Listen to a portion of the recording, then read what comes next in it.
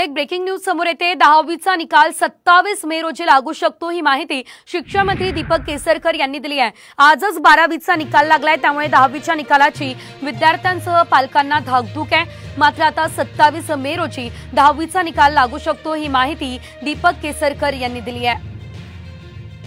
10वीचा निकाल सुद्धा 27 तारीखपर्यंत साधारणपणे लागेल आणि त्याच्यामुळे ह्याच्या ज्या ॲडमिशन्स आहेत 11वीच्या 24 पासून त्या ॲडमिशन्स सुरू होत आहेत आणि त्याच्यामध्ये 2 फेज असतात।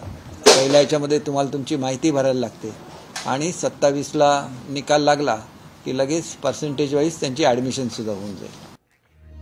शिक्षण मंत्री दीपक केसरकर यांनी ही माहिती आता दिलेली आहे। 10वीचा निकाल 27 मे रोजी लागू शकतो, ही माहिती त्यांनी दिलेली आहे। आजच 12वीचा निकाल जाहीर झालेला आहे, त्यामुळे आता 10वीच्या विद्यार्थ्यांमध्ये आणि पालकांमध्ये धाकधूक वाढलेली आहे। मात्र आता 27 तारखेला 10वीचा निकाल लागण्याची शक्यता आहे।